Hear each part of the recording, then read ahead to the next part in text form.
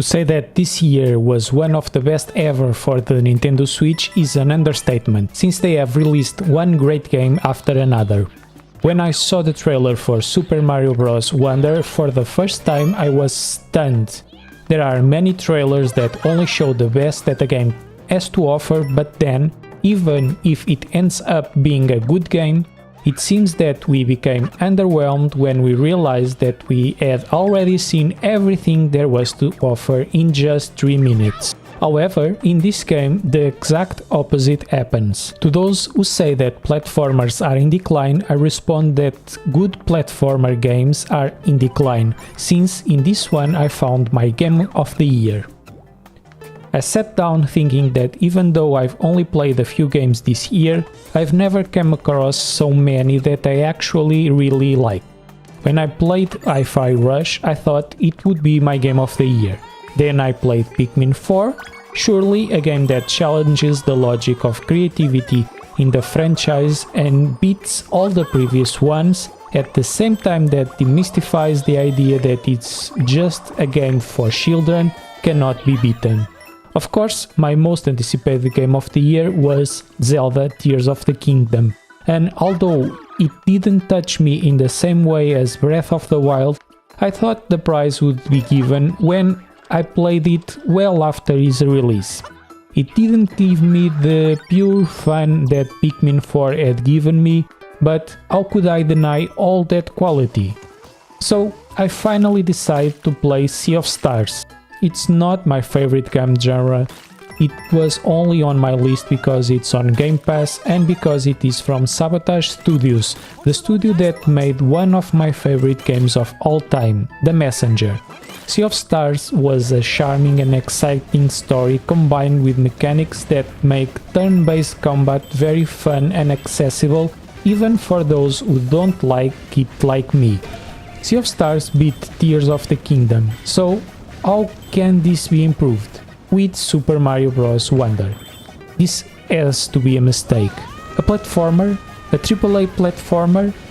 Is this the story of Forza Horizon 5 all over again? I should have learned by now that surprises keep on coming with Nintendo, but I've never had the best relationship with the controls of Mario games, as I have a lot of difficulty dealing with the traditional sleeping at the end of each jump.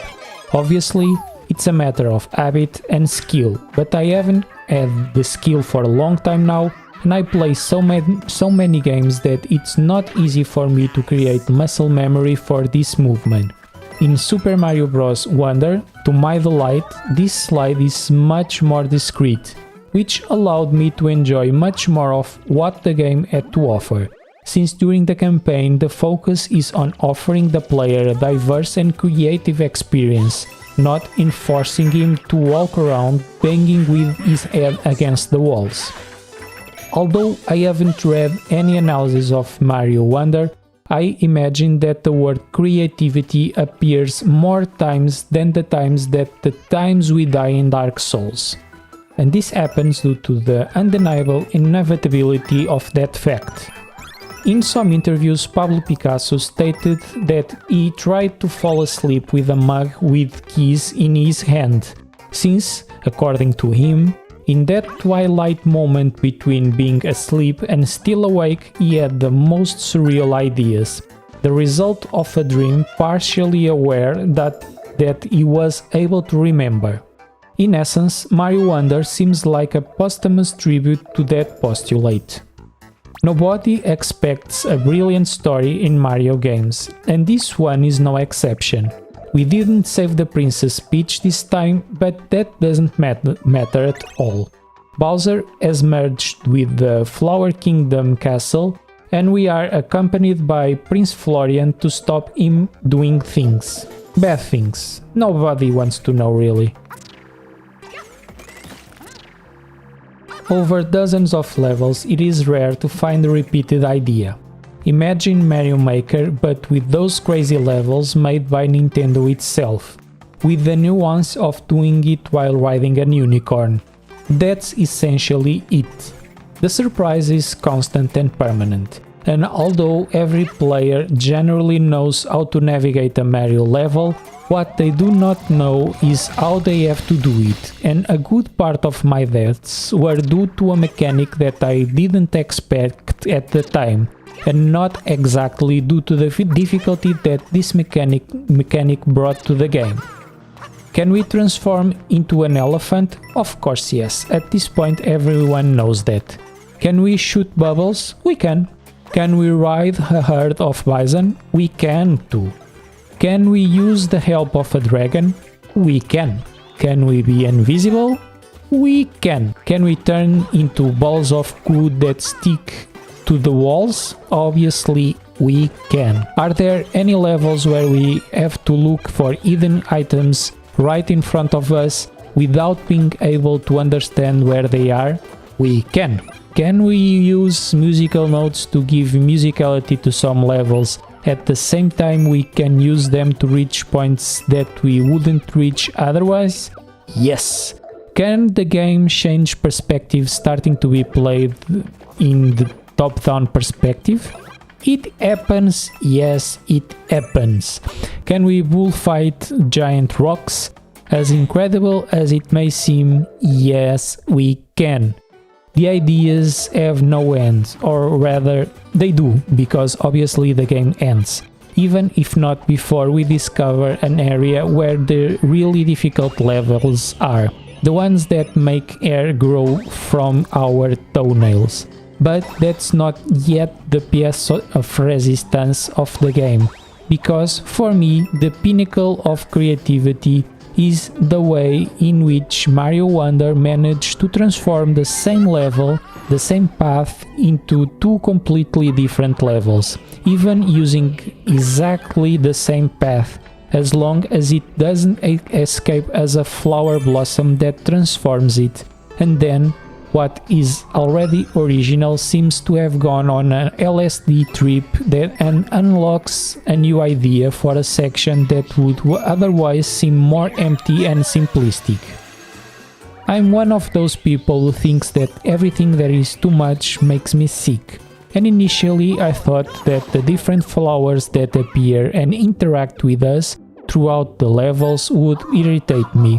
But I quickly realized that they didn't. The attention to detail, even in these mostly useless moments, was sublime.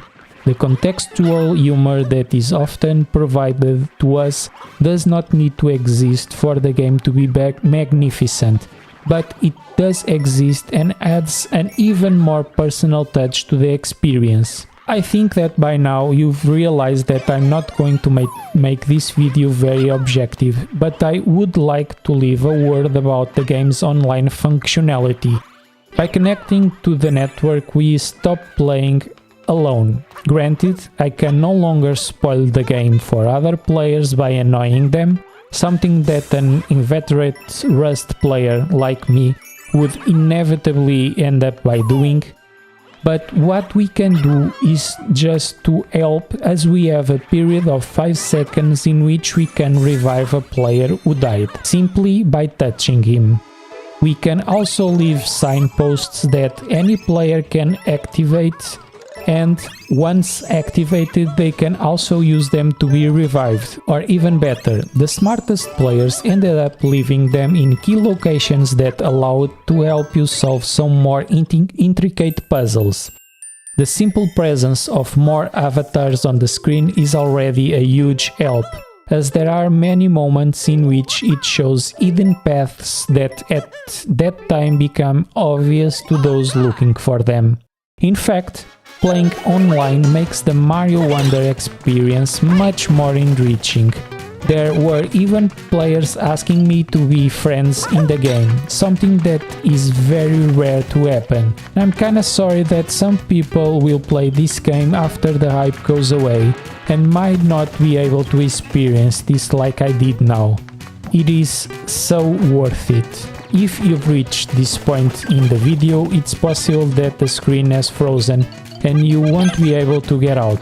But look at the problem on the positive side.